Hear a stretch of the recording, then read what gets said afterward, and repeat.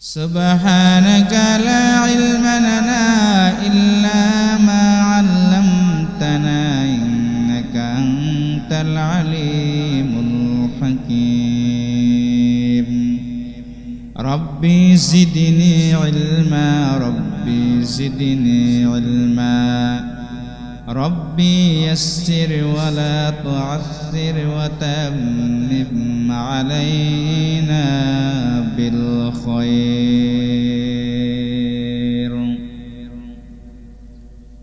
الحمد لله আল্লাহ পাকের লাখো কোটি শুকরিয়া যে মহান রব্বুল আলামিন আমাদেরকে আজকে পবিত্র জুমায় অংশগ্রহণ করে কুরআন সুন্নাহ থেকে কিছু বলা এবং শোনার তৌফিক দান করেছেন সেজন্য আল্লাহ তাআলার দরবারে শুকরিয়া আদায় করি বলি আলহামদুলিল্লাহ রব্বুল ইজ্জত ওয়াল জালাল আমাদেরকে হায়াত দিয়ে এই পর্যন্ত এনেছেন তার মানে আমাদেরকে আল্লাহ তাআলা তার গোলামি বেশি থেকে বেশি করার জন্য সুযোগ দিয়েছেন কারণ মানুষ দুনিয়ার হায়াত যখন খতম করে ফেলে দুনিয়ার হায়াত যখন মানুষের শেষ হয়ে যায় তখন আর কোনো আখিরাতের ফুজি করার সুযোগ আর থাকে না নিঃশ্বাস বন্ধ তো আখিরাতের ফুজি বন্ধ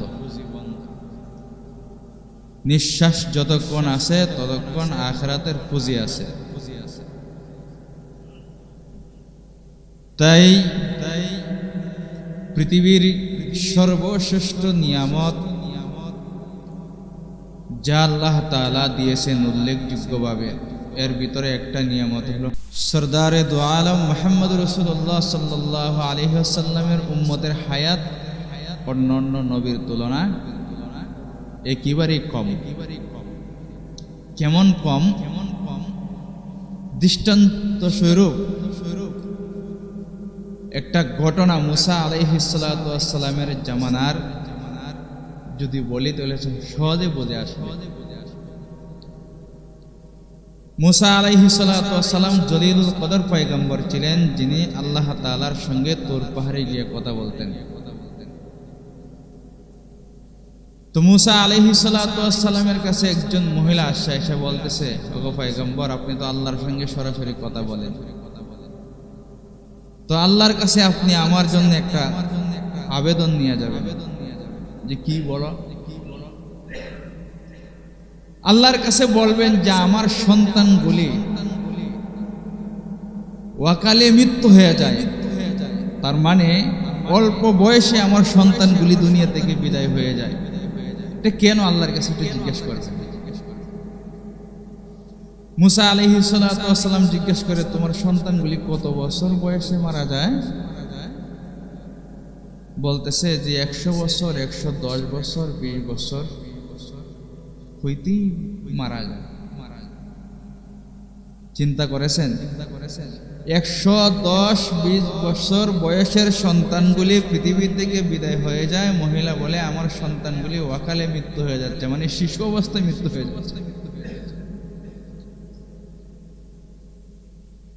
মুসা আলাইহিস সালাতু ওয়াস সালাম বলে হে মহিলা 110 বছর 20 বছর বয়সে তোমার সন্তানগুলি দুনিয়া হারা হচ্ছে আর তুমি বলতেছো যে শিশুকালে ওয়াকালে তোমার সন্তানগুলি দুনিয়া থেকে বিদায় হয়ে যাচ্ছে তুমি কি জানো এমন একজন নবী পৃথিবীতে আগমন করতেছেন যার উম্মতের হায়াতেই হবে মাত্র 60 থেকে 70 বছর সর্বমোট হায়াতে 70 হবে এর উপরে যাবে না খুব কমই যাবে তো ওই বুড়ি আশ্চর্য হয়ে বলতেছে যে 60-70 বছরের হায়াত পাইয়া ওই জামানার নবীর উম্মতেরা কি বাড়িঘর করবে দুনিয়া সাজাবে বিবাহ শাদী করবে সন্তান জন্ম দিবে মুসা আলাইহিস সালাতু ওয়াস সালাম বলতেছে হ্যাঁ সব করবে কোনো কিছু বাদ থাকবে না মহিলা আশ্চর্য হয়ে গেল। তো মুসা আলাইহিস সালাতু ওয়াস সালাম বলে, তুমি আশ্চর্য হয়ে যাচ্ছ? এই ৬০-৭০ বছরের হায়াত তোমাকে দিলে তুমি কি করতা? তখন ওই মহিলা বলে, আল্লাহর পয়গম্বর মুসা আলাইহিস সালাতু ওয়াস সালাম এই ৬০ থেকে ৭০ বছরের হায়াত যদি আল্লাহ তাআলা আমাকে দান করতেন, তাহলে আল্লাহর কদমে একবার আল্লাহু আকবার বলে সিজদায় যাইতাম। ৭০ বছরের ৬০ বছরের হায়াত এক সিজদার ভিতরে আমি কাটাইয়া দিতাম। কেমন ছিল আর আমরা কেমন আছি?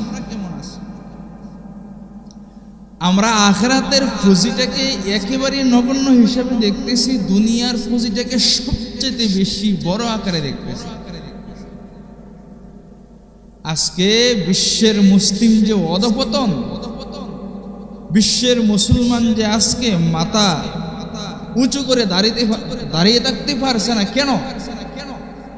বিশ্বের মুসলমান তার মুসলমানিত্ব বলে গেছে, তার ইমান কি জিনিস, তার ইমানের পাওয়ারে যে কি করতে পারে, তার মুসলমানিত্ব তাকে যে কোথায় নিয়ে যেতে পারে, ওই জিনিসটাই বিশ্বের মুসলমান আজকে বলে গেছে। যার কারণে সমস্ত ইহুদি, খ্রিস্টান, নাস্তিক, বেঈমানদের কাছে মুসলমান আজকে জিম্মি হয়ে আছে। মুসলমান মাথা উঁচু করে কোনো কিছু বলতে পারে না, মুসলমান মাথা উঁচু করে দাঁড়িয়ে থাকতে পারে না।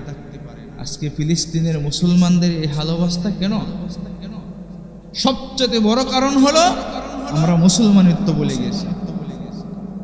আর যুগের পর যুগ, যুগের পর যুগ, যুগ যুগে যুগের ইতিহাস সাক্ষ্য বহন করে ইমানদারদের উপরে, মুমিনদের উপরে, মুসলমানদের উপরে ঝড় তুফান, নির্যাতন, নিপীড়ন আসবেই। কারণ নির্যাতন, নিপীড়ন আল্লাহ তাআলার পক্ষ হইতে আল্লাহ তাআলা অনেক সময় বান্দাদেরকে দেন তার ইমানি পরীক্ষা করার। জুলুম নির্যাতন বুক না করে কোনো মুমিন এই দুনিয়ার হায়াত খতম করতে পারে না।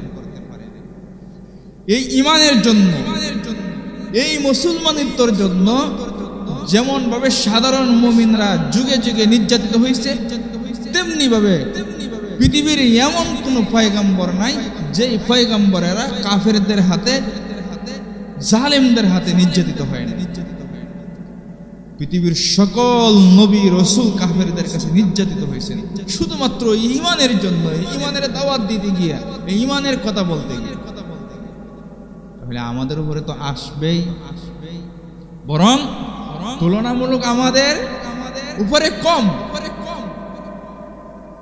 আগের জামানার মুমিনেরা, আগের জামানার মুসলমানেরা ইমানকে টিকা রাখতে গিয়ে যেই পরিমাণ কষ্ট করেছে, যেই পরিমাণ নির্যাতন, নিপীড়ন বুক করতে হয়েছে, এর তুলনায় আমরা তো কোনো কিছুই না, বহু শান্তিতে আছি। আমরা শান্তিতে আসি বিদায় ইমানের কদর, আমলের কদর আমাদের কাছে নাই।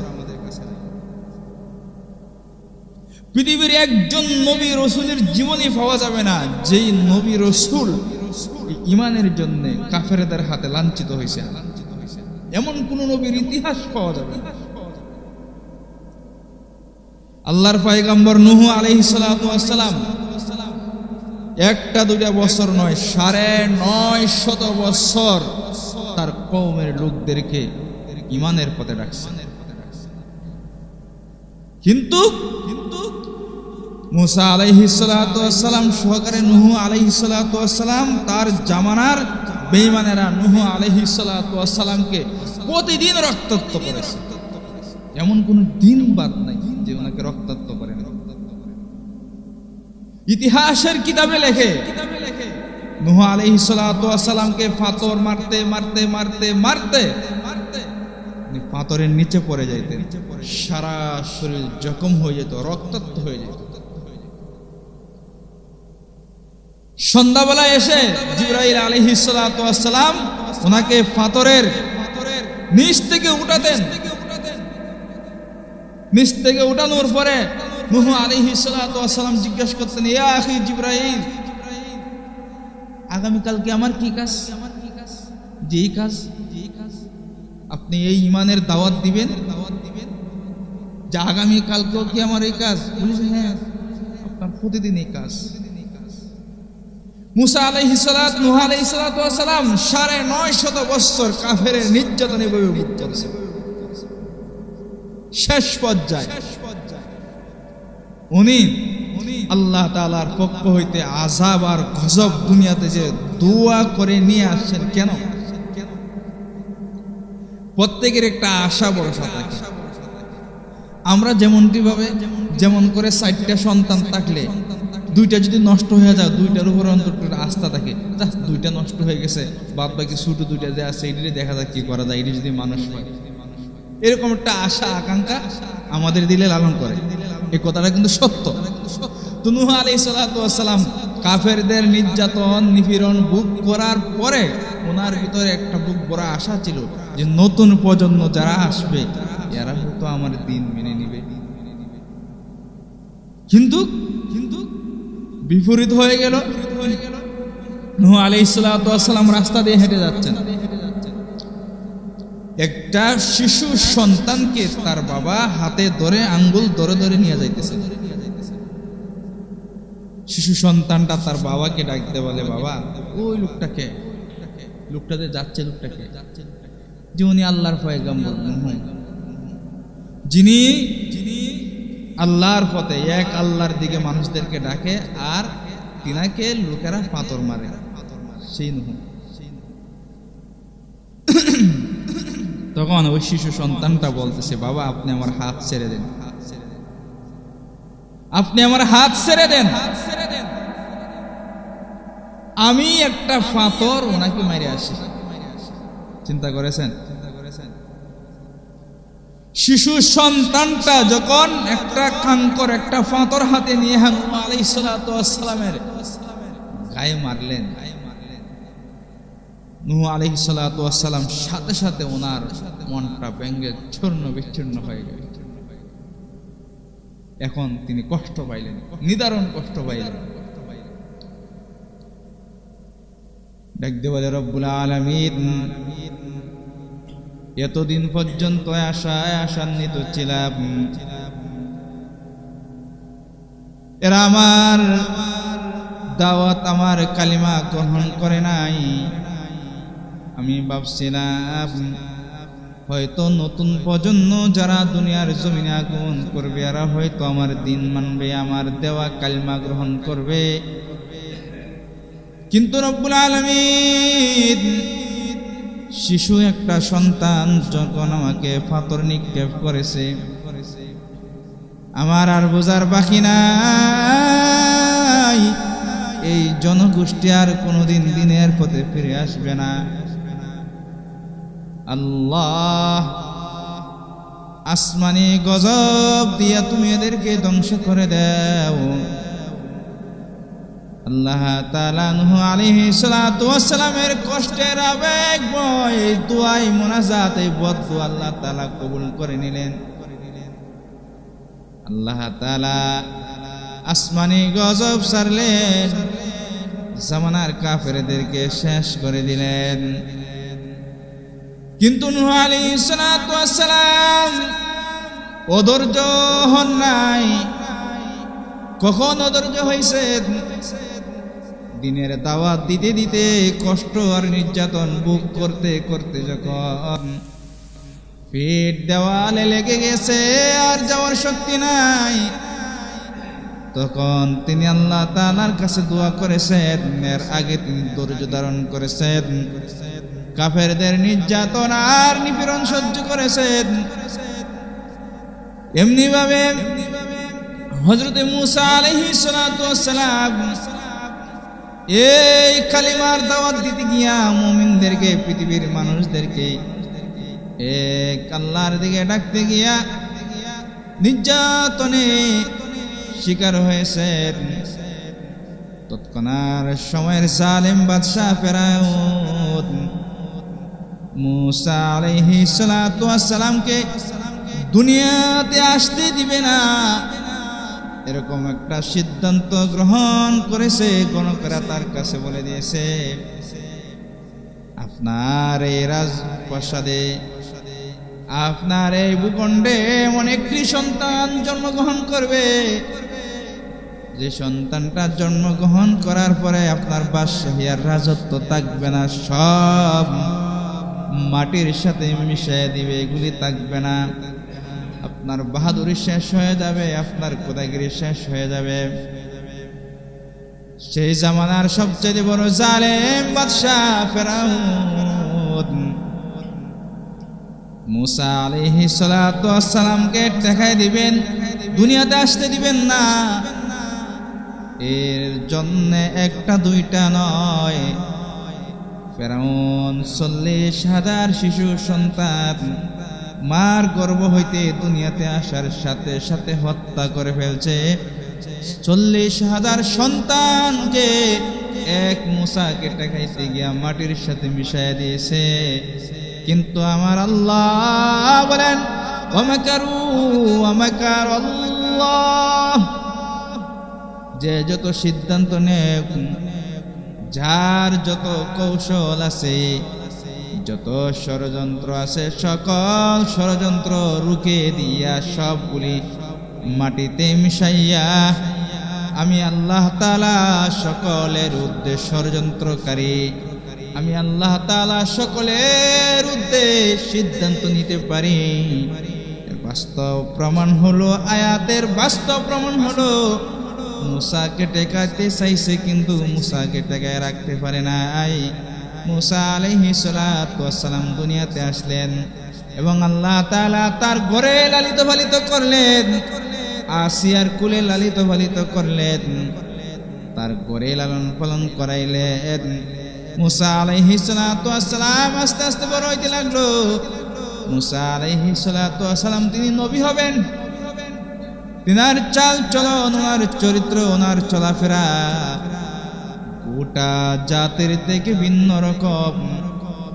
ফেরাউন বুঝতে বাকি নাই, এটাই তো আমার জল্লাদ, এটাই তো আমাকে শেষ করে দিবে। মুসা আলাইহিস সালাতু ওয়াস সালাম যখন বললেন লা ইলাহা ইল্লাল্লাহ, মুসা কালিমুল্লাহ, এই দাওয়াত যখন দিতে আরম্ভ করলেন, ফেরাউন বলে এই তো আমারে শেষ করে দেওয়ার জন্য মুসা মাঠে নেমে গেছে। মুসা আলাইহিস সালাতু ওয়াস সালামকে কষ্ট দিয়েছেন ফেরাউন, লাশ বাজ্জায় মুসা আলাইহিস সালাতু ওয়াস সালামকে পাকড়াও করতে করতে করতে করতে মুসা আলাইহিস সালাতু ওয়াস সালাম অতিষ্ঠ হইয়া তার অনুসারীদেরকে নিয়ে যখন তিনি চলে যাচ্ছেন, লোহিত সাগরের পাশে গিয়া দাঁড়াইয়া তিনি আল্লাহর কাছে বলেন, আল্লাহ আমার উম্মতদেরকে আমি নিয়ে আর চলে যেতে চাই। পিছন থেকে ফেরাউনের বাহিনী আসছে আমাকে পাকড়াও করার জন্যে, আমার উম্মতদেরকে ধ্বংস করে দেওয়ার জন্যে। আল্লাহ তাআলা ওয়া কানা হাক্কান আলাইনা নাসরুল মুমিনিন, আল্লাহ তাআলা বলেন মুমিনদেরকে সাহায্য করা, মুমিনদেরকে বিজয় করা আমি আল্লাহ তাআলার উপরে ওয়াজিব। তাই তো আল্লাহ রাব্বুল আলামিন বলেন কানা হাক্কান আলাইনা নাসরুল মুমিনিন, মুসা তোমার জন্য সাহায্য আসছে। আল্লাহ তাআলা লোহিত সাগরের মাঝখান দিয়ে আল্লাহ তাআলা রাস্তা বানাইয়া মুসাকে সাগরের ওই পারে পার করে দিলেন, সাগরের ওই পারে তিনি পার করে দিলেন।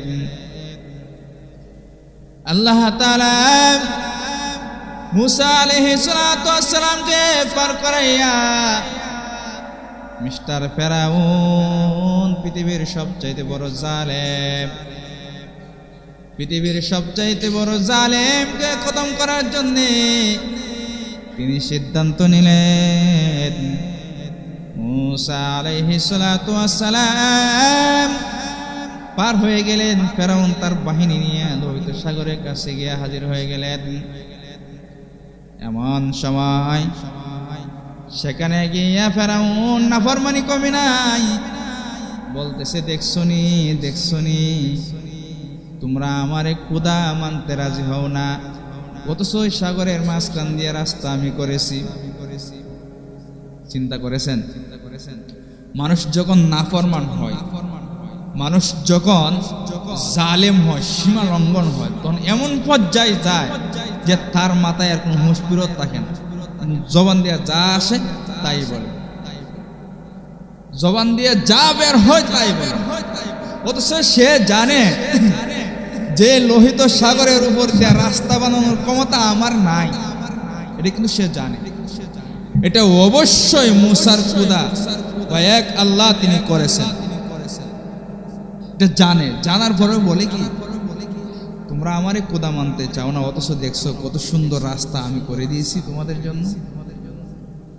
কিন্তু মক্কেল ভিতরে ভিতরে তো জানে যে ক্ষমতা তার নাই। এখন তার অনুসারী বলে যে আপনি যান, যায় না। আল্লাহ তাআলা লাশ পর্যায়ে জিবরাইল আলাইহিস সালাতু ওয়াস সালামকে দিয়া তাকে পথ চলাইলেন। একবার ঠিক মাঝখানে গিয়েছে। আল্লাহ তাআলা বলেন, ইন্না বাতাশা রাব্বিকা লাশাদীদ, আমার ধরা বড় শক্ত ধরা, সাথে সাথে পাকড়াও করে ফেলছে। তার মানে হলো পৃথিবীর সৃষ্টি থেকে এই পর্যন্ত ইতিহাস তালাশ করলে পাওয়া যায় যে পৃথিবীর এমন কোন নবী রাসূল নাই, এমন কোন মুমিন নাই যে কাফেরদের কাছে লাঞ্ছনায় অপমানিত বুক করে নাই। বর্তমান গোটা পৃথিবীর মুসলমানদের দুর্দশা এটা আজকে নতুন নয়, এটা পুরাতন ইতিহাস। ইমানের পথ এত সহজ পথ নয়, কঠিন পথ।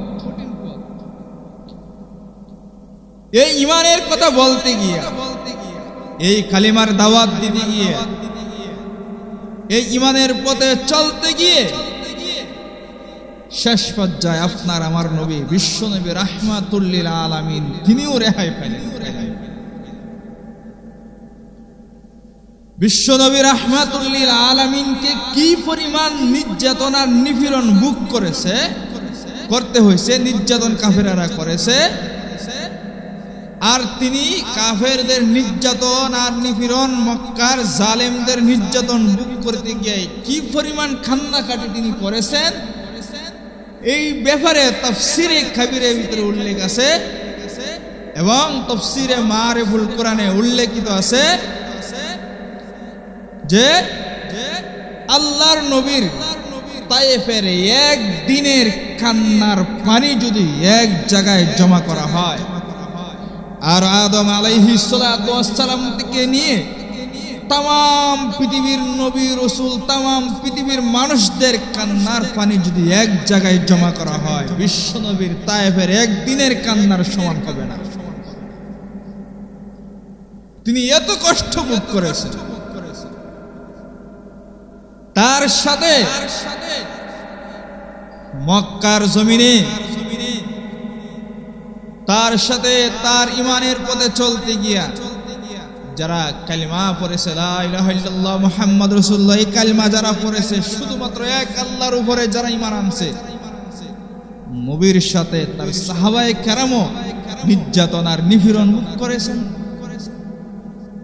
কি পরিমাণ তাদের উপরে নির্যাতন আর নিপীড়ন আসছে কাফেরদের পক্ষ হইতে, এর ইতিহাস বলতে গেলে ঘন্টার পর ঘন্টা চলে যাবে।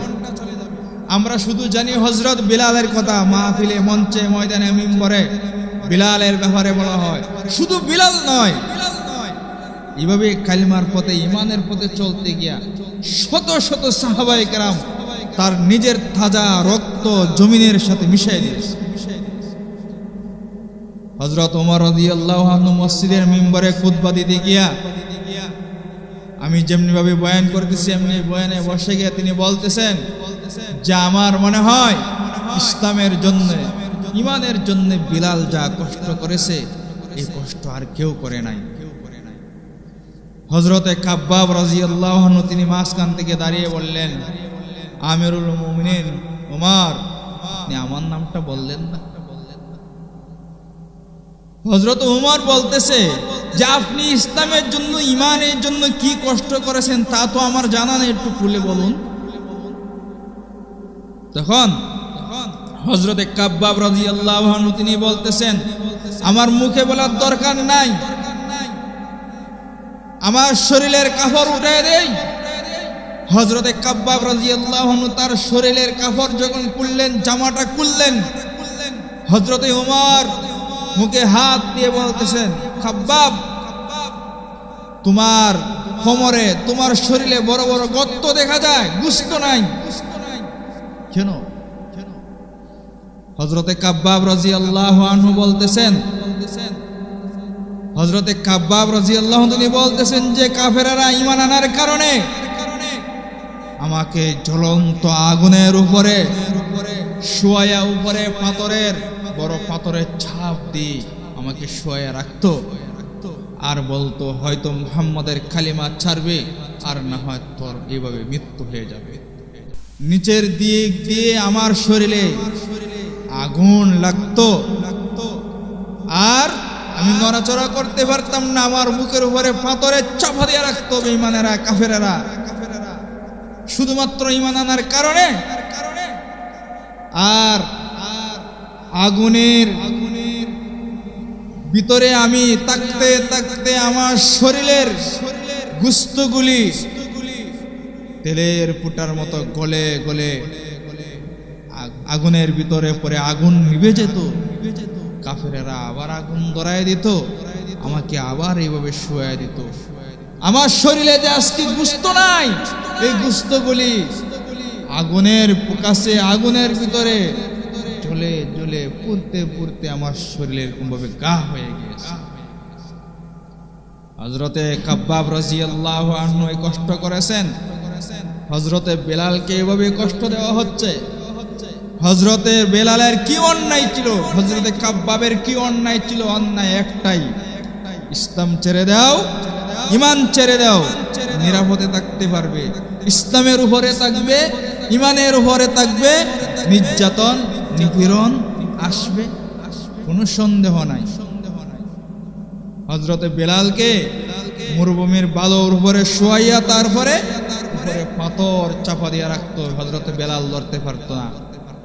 হযরতে বেলাল তিনি আল্লাহু আহাদ আল্লাহু আহাদ বলতেন। কেন? জিহ্বা নড়াইয়া নড়াইয়া আল্লাহু আহাদ এক আল্লাহর নাম উচ্চারিত করে হযরতে বেলালের জিহ্বাটাকে টেনে বের করে পেরাক মেরে জমিনের সাথে রেখে দিত। হযরতে বেলাল যেন আল্লাহু আহাদ এক আল্লাহর নাম বলতে না পারে, এই কারণে এভাবে তাকে কষ্ট দেওয়া হচ্ছে। কিন্তু হযরতে বেলালকে রুখে রাখতে পারে নাই। হযরতে আবু বকর সিদ্দিক রাদিয়াল্লাহু আনহু পাশ দিয়ে যায় আর বলে, বেলাল তুই জোরে জোরে আল্লাহু আহাদ বলে তুই আল্লাহকে ডাকিস, আর ওই কাফেরেরা তোকে নির্যাতন আর নিপীড়ন করে তোরে মার দেয়। আমার আল্লাহ তো এমন এক আল্লাহ, আস্তে বললেও শুনে, জোরে বললেও শুনে। বেলাল তুই আস্তে বলতে পারস না? তুই যদি আস্তে বলস তাহলে তো কাফেরদের মার বুক করতে হয় না। কাফেররা তোরে মার দেয় না, তোকে চাবুক দেয় না, তোকে এইভাবে শোয়া রাখে না, তোর জিহ্বায় পেরাক মানে না, আস্তে বললেই তো হয়। হযরতে বেলাল বলে ঠিক আছে, আর জোরে বলবো না। কিন্তু কাফেররা হযরতে বেলালকে যখন চাবুক দিয়ে আঘাত করে, হযরতে বেলাল আরো জোরে জোরে আল্লাহু আহাদ বলে চিৎকার দেয়। হযরতে আবু বকর বলে, বেলাল মায়ের খাইতে কি তোর ভালো লাগে? আমি কতবার বললাম যে আস্তে বলতে তুই জোরে জোরে বলস, তার কারণটা কি? এই যে সন্তানগুলি একটু সামলায় দেন তো, জোরে জোরে আল্লাহু আহাদ বলে, তার কারণটা কি? হযরতে বেলাল বলে, আল্লাহর নামের কসম করে বলে, আমি যখন আল্লাহু আহাদ বলে চিৎকার দিই আর কাফেররা যখন আমাকে চাবুকের আঘাত করে, আল্লাহর নামের কসম, কাফেরদের নির্যাতন আর তাদের কষ্ট আমি বিলালের শরীরে লাগে না। হযরত বেলাল এই পরিমাণ কষ্ট করেছেন, শুধুমাত্র কি পুরুষেরা করেছে? না না, এই ঈমানের জন্য, এই ইসলামের জন্য মহিলারাও কষ্ট করেছেন। হযরতে আসিয়ার কথা আমরা কে না জানি? ফেরাউনের ঘরে, তার ঘরে বসবাস করে হযরতে আসিয়া এক আল্লাহর পথে চলেছেন, এক চুল পরিমাণ পিছনে হটে নাই। তাতে কি হয়েছে? দুনিয়ার সকল বেঈমানেরা, দুনিয়ার সকল নাফরমানেরা জুলুম করতে করতে নিজেরা ধ্বংসের পথে চলে গেছে, নিজেদের অস্তিত্ব শেষ হয়ে গেছে, কিন্তু মুমিনেরাই বিজয়ী হয়েছে।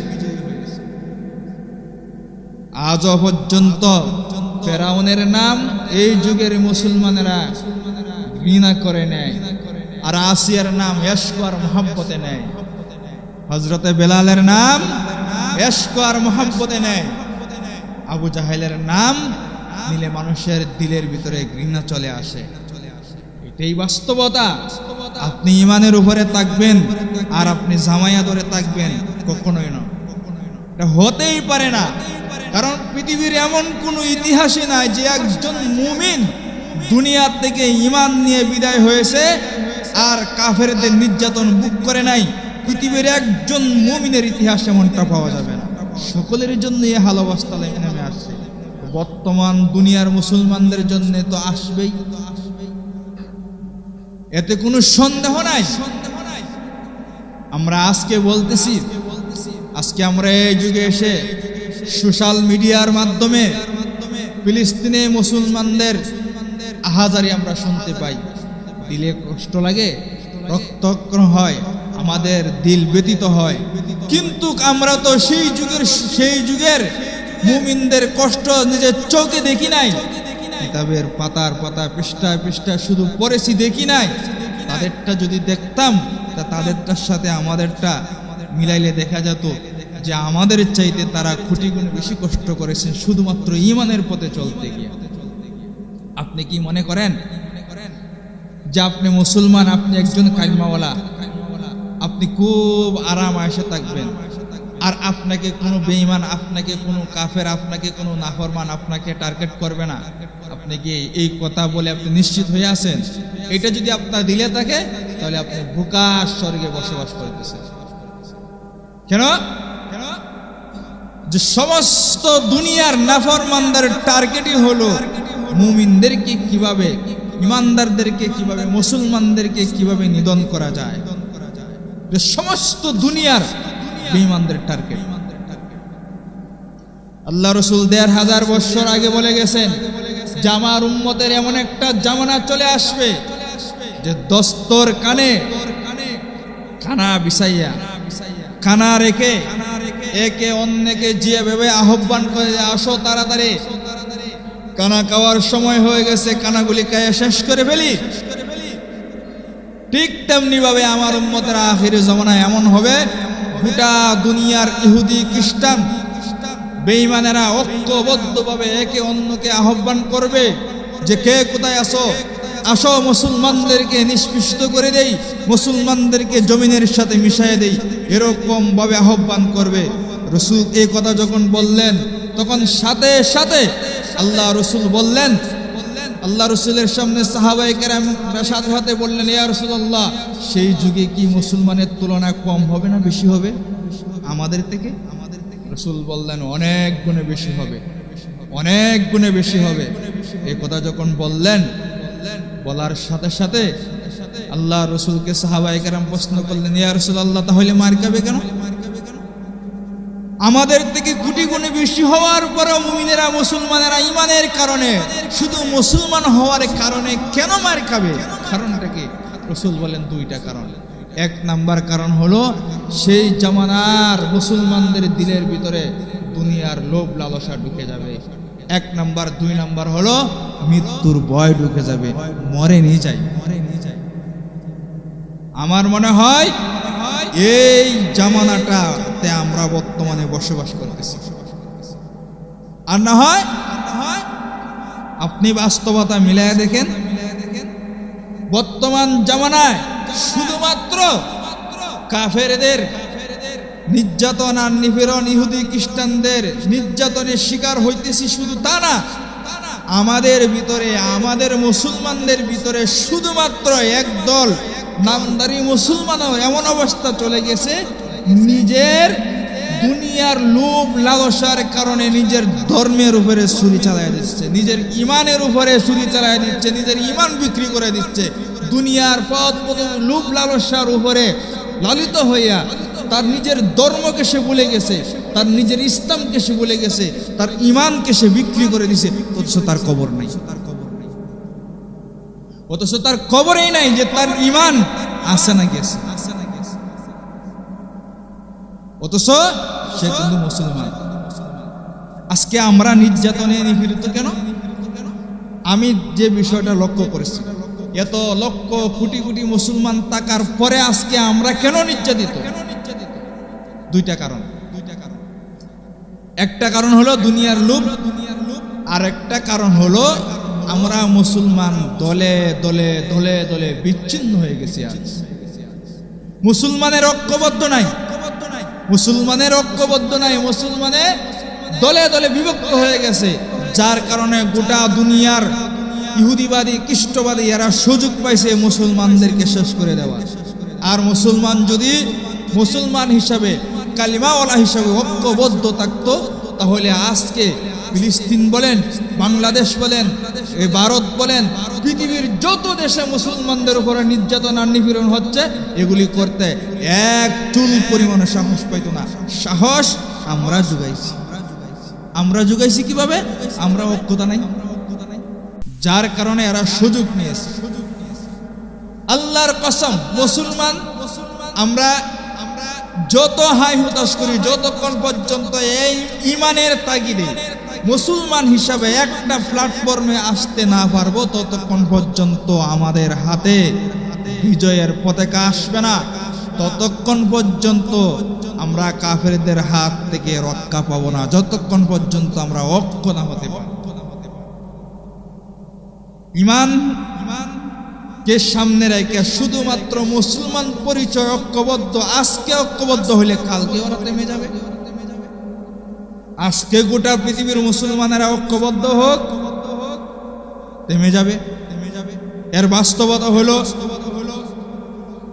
এই যে ফিলিস্তিনে ইসরায়েলের যে হামলা, এই হামলাটাকে কেন্দ্র করে বিশ্বের বেশ কয়েকটা মুসলিম রাষ্ট্র শুধুমাত্র বিবৃতি দিয়েছে, ফিলিস্তিনের পক্ষ নিয়েছে। এতে করে ইসরায়েলের কিছুটা জর্তবান একটু থামছেনি, কিছুটা দুর্বল। আমাদের বাংলাদেশের মাননীয় প্রধানমন্ত্রী তিনিও বলেছেন যে ফিলিস্তিনের পাশে বাংলাদেশ ছিল, আছে, থাকবে। শুধুমাত্র এই একটি স্লোগান কয়েকটা রাষ্ট্র থেকে দেওয়ার কারণে যদি এরা দুর্বলতার দিকে যাইতে পারে, আমার বিশ্বাস গোটা দুনিয়ার মুসলমানেরা যদি এক কালিমার পরিচয় ঐক্যবদ্ধভাবে এক প্ল্যাটফর্মে আসতে পারে, ওরা জায়গায় থেমে যাবে। কিন্তু আমরার ভিতরে তো ঐক্যতা নাই, ঐক্যতা না থাকার কারণে এরা সুযোগ নিয়েছে। আমার এই কথাগুলি গোটা দুনিয়ায় চলে যাবে। গোটা বিশ্বের মুসলিম শাসকরা যেরকম ভাবে ফিলিস্তিনের পক্ষ নিয়েছে, ঠিক তেমনি ভাবে যদি যার যার জায়গা থেকে ফিলিস্তিনের পক্ষে, ইসরায়েলের বিপক্ষে যদি শুধুমাত্র ঐক্য হতে পারে, আল্লাহর নামের কসম করে বলি, আজকে ঐক্য হবে, কালকেই ফিলিস্তিন নীরব হয়ে যাবে, ফিলিস্তিনে বিজয় চলে আসবে। কিন্তু কথাটা হলো, আমাদেরকে ঐক্য যারা করবে, আমরা যারা সাধারণ পাবলিককে যারা ঐক্যের দিকে নিয়ে আসবে, একটা প্ল্যাটফর্মে নিয়ে আসবে, আমরাই তো ঐক্য নেই। আমরা আলেম সমাজ, এই পৃথিবীর সাধারণ মুসলমানদের রাহবার হচ্ছি আমরা আলেম সমাজ। আমরা আলেম সমাজ দ্বিধাভুক্তি বলে গিয়ে যদি এক জায়গায় আসতে পারি, তাহলে ইনশাআল্লাহ সাধারণ মুমিনদেরকে আনা সম্ভব। আজকে এখান থেকে আমি গোটা বাংলাদেশের সকল আলেম সমাজকে বলতে চাই, সকল আলেম সমাজ, কে কোন তরিকায় আছেন, কে কোন দলে আছেন, কে কোন পীরের মুরিদ আছেন, এইটাকে পিছনে রেখে শুধুমাত্র ইমানের তাগিদে, শুধুমাত্র সব কিছু বলে গিয়ে ইমানের তাগিদে, মুসলমানদের পাশে দাঁড়ানোর তাগিদে আসেন, সকলেই এক জায়গায় চলে আসেন। সাধারণ মুমিনদেরকে হাতে হাত রেখে এদেরকে নিয়ে ইমানের জন্যে, ইসলামের জন্যে আমরা ঐক্য করি। তাহলে দেখা যাবে আজকে কি মনে করছেন শুধুমাত্র ফিলিস্তিনের আক্রমণ করছে এ পর্যন্ত এরা থেমে যাবে? বলি যে না, সমস্ত দুনিয়ার ইহুদি, খ্রিস্টান, নাসারারা এদের টার্গেট হলো গোটা পৃথিবীর মুসলিম কান্ট্রিগুলি, গোটা পৃথিবীর মুসলিম রাষ্ট্রগুলি এদের টার্গেট। আপনি আজকে মনে করছেন যে ফিলিস্তিনে চলতেছে অবস্থা, আমরা ভালো থাকবো না। এরা সুযোগ যদি পায়, আমার বাংলাদেশ শতকরা 99% মুসলমানের দেশেও আক্রমণ করতে এরা দ্বিধাবোধ করবে না। এরা যদি সুযোগ পায়, মক্কাতুল মুকাররমা, যেখানে আপনার আমার নবী শুয়ে আছে, যেখানে বাইতুল্লাহ দাঁড়িয়ে আছে, সেখানে আক্রমণ করতে এরা দ্বিধাবোধ করবে না। কারণ এদের টার্গেটই হলো মুসলিমকে নিধন করা, এদের টার্গেটই হলো মুসলমানদেরকে দুনিয়া থেকে নিষ্কৃত করে দেওয়া। কেন? যে গোটা পৃথিবীর রিসার্চ করেনেওয়ালারা একটা রিসার্চ করেছে, যে হাদিসের ভাষ্য অনুযায়ী, কোরআনের ভাষ্য অনুযায়ী একটা রিসার্চ ওরা করেছে যে গোটা পৃথিবীতে মুসলমানদের সংখ্যা দিন দিন যেভাবে বাড়তেছে, এমন অবস্থা হবে গোটা পৃথিবী মুসলমানদের হাতের উপরে চলে আসবে। তখন ইহুদি, খ্রিস্টানগুলি, ওরা বেঈমানগুলি তখন মাথা উঁচারা দিয়ে বাঁচতে পারবে না। আল্লাহর নবী বলেন, ইমাম মাহাদি যখন আসবে, ঈসা আলাইহিস সালাতু ওয়াস সালাম পৃথিবীতে যখন আসবে, তখন আল্লাহর নবী কিছু ভবিষ্যৎবাণী বলে গেছেন যে একটা ফাতরে ডেকে বলবে, হে আল্লাহর নবী ঈসা, আমার আড়ালে একটা ইহুদি লোক আছে, এরে মারেন। এরা কোরআন এবং হাদিস থেকে এই কথাগুলি সামনেকে বুঝে রেখেই গোটা মুসলমান জাতিকে ওরা টার্গেট করেছে।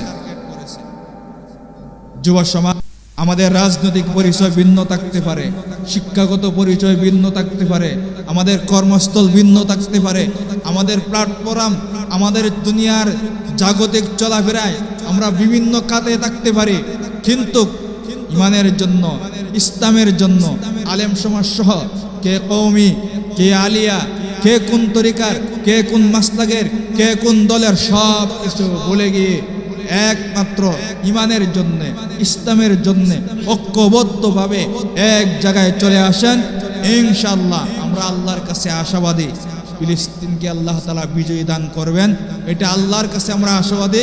আর আল্লাহর কাছে দোয়া করি, আমাদের কাজ হবে দুইটা মিশন, দুইটা কাজ নিয়ে আপনি সামনে আপনি বাড়েন। এক হলো আপনি আপনার ইমানটাকে মজবুতি করেন, 2 নম্বর হলো আপনি আপনার আমলটাকে সাজান। মুসলমান কি নিয়ে দাঁড়াবে? আমরা এখন বলি যে হুজুর চিল্লাইলে কি হবে, কথা বললে কি হবে, কোনো লাভ তো আর হবে না। কারণ আমাদের কাছে আছে কি? সকল অস্ত্রপাতি যা আছে, যা দরকার সব তো হেরা হাতে নিয়ে গেছে। আপনার আমার কিছু লাগবে না, শুধুমাত্র আল্লাহু আকবারের ধ্বনি দিয়ে মুসলমানরা বিজয়ী হয়েছে। ইতিহাস নাই? শুধুমাত্র আল্লাহু আকবারের ধ্বনি দিয়ে মুসলমান বিজয়ী হয়েছে। বদরের প্রান্তে 313 জন সাহাবী লক্ষাধিক কাফেরদের মোকাবেলায় যদি বিজয়ী হতে পারে, যে আল্লাহ বিজয়ী করেছেন সে আল্লাহ কি এখন নাই? শাহজালালের একবার আল্লাহু আকবারের ধ্বনিতে যদি রাজা গর্গোবিন্দ রাজপ্রাসাদ জমিনের সাথে মিশে যেতে পারে, যে আল্লাহ মিশাই দিতে পারেন সে আল্লাহ কি নাই? ইমানের হাতিয়ার সবচেয়ে বড় হাতিয়ার। হযরত খালিদ বিন ওয়ালিদ রাদিয়াল্লাহু আনহু নাম আমরা শুনেছি। খালিদ বিন ওয়ালিদ তিনি যুদ্ধের ময়দানে যুদ্ধ করতেছিলেন। হিরাক্লিয়াসের রাজার পক্ষ থেকে, বাদশার পক্ষ থেকে যে সৈন্যগুলা পাঠাইছিল, এরা যুদ্ধের ময়দান থেকে পলায়ন করে বাদশার কাছে গিয়ে বলল যে আপনি যদি বলেন যে খালিদ বিন ওয়ালিদের সামনে যাইতে, আমরা পারবো না। তখন হিরাক্লিয়াসের বাদশা বলেছিল, তোমরা একটা লোককে ভয় পাও? শত শত সৈন্য সোলদার আমার আছে, বাহিনী আমার আছে, তা তোমরা একটা লোককে ভয় পাও? তখন এরা বলছিল যে নরম গদিতে সিংহাসনে বসে একথা বললেন না, পারলে মুসলমানদের সামনে যান, খালিদ কারে কয় সেখানে গেলে বুঝবে। তোমরা একটা লোক এভাবে ভয় পাচ্ছ? ভয় পাবো না তা কি? যে আমরা দেখছি খালিদ বিন ওয়ালিদ একবার নারে তাকবীর আল্লাহু আকবার বলে তার তরবারিটা আকাশের দিকে যখন উঠায়, তখন মনে হয় যে একটা তরবারির সাথে লক্ষ লক্ষ তরবারি আকাশের দিকে উঠছে। আবার যখন আল্লাহু আকবার বলে নিচের দিকে খালিদ বিন ওয়ালিদ তরবারি নামায়, আমাদের কাছে মনে হয় যে আসমানের বিদ্যুৎ চমকালে যেরকম, এরকম বিদ্যুতের ন্যায় আসমান থেকে তরবারি জমিনের দিকে পড়ছে, ডরাবো না তো কি করবো? খালিদ বিন ওয়ালিদের সামনে থেকে যে আল্লাহ খালিদ বিন ওয়ালিদকে বিজয় দান করেছিলেন, যেই আল্লাহ বদরের প্রান্তে বিজয় দান করেছিলেন, যেই আল্লাহ শাহজালালের বাংলার এই ভূখণ্ড শাহজালালের মাধ্যমে রাজা গর্গবিন্দুকে শেষ করে দিতে পারছিলেন, সেই আল্লাহ তো এখনো আছে। সে আল্লাহ তো এক চুল পরিমাণ দুর্বল হয়ে যায় নাই। কিন্তু ঘাটতি আমাদের দুইটা কাজ, এগুলো ইমানের উপরে অটল থাকতে হবে। 2 নাম্বার হলো আমাদের নিজের আমলকে মজবুত করতে হবে। নিজেরা যুব সমাজ সহকারে মুরব্বীরা যারা আমরা আছি, মুসলমান ইমানের দান্ডা যদি আমরা মজবুত করতে চাই, আমাদের 2টা কাজ। এক হলো দিনের বেলায় মর্দে মুজাহিদের মতো আল্লাহর উপরে কিনার বিশ্বাস রেখে নিজের ইমানের উপরে অটল আর অবিচল থাকা, একজন মুসলমান আর একজন মুসলমানের পাশে দাঁড়ানো। কারণ আল্লাহ রাসূল হাদিসে বলেছেন যে গোটা দুনিয়ার মুসলমানের একটা দেহের মতো মানে যে আপনার পায়ের আঙ্গুলে যদি একটা ফুরা গাতে একটা লোহা গেতে যায় তো আঘাত পান, সারাটা শরীর যেরকম ভাবে আপনি টের পান, আপনার সারা শরীরে যেমন কষ্ট লাগে। আল্লাহর নবী বলেন যে মুমিনরা এমন যে পৃথিবীর যে কোনো একটি জায়গায়, যে কোনো একটি প্রান্তরে একজন মুমিন কাফেরদের নির্যাতনে নিপীড়িত হবে, গোটা পৃথিবীর মুমিনদের কলিজায় আঘাত লেগে যাবে। একটা দেহের মতো মুমিনের কাফেলা। সেই হিসাবে আমরা আমাদের ইমানের দান্ডাকে সামনে বাড়ি আর তাহাজ্জুদের নামাজ আদায় করে আল্লাহর কাছে রুনাদারি করি, আল্লাহর কাছে কান্নাকাটি করি যে আল্লাহ ফিলিস্তিনের মুসলমানদেরকে বিজয় দান করো, আমার বাংলাদেশ সহকারে গোটা পৃথিবীর মুসলমানদেরকে তুমি ঐক্যবদ্ধভাবে ইমানকে নিয়ে বেঁচে থাকার মতো হিম্মত আর তৌফিক তুমি দান করো। তারা এই সংবাদটা আমি এখান থেকে পৌঁছায় দিতে চাই। যারা ফিলিস্তিনের বিপক্ষে আমার মতো নামদারি মৌলবী সাহেব হয়ে যারা ফিলিস্তিনের বিপক্ষে কান্নাকাটি করে ফেসবুকে, ইন্টারনেটে, ইউটিউবে আলোচনা করতেছেন, আপনারা থেমে যান। কারণ এই দুনিয়ার হায়াত খতম করে একদিন আল্লাহর সামনে দাঁড়াতে হবে।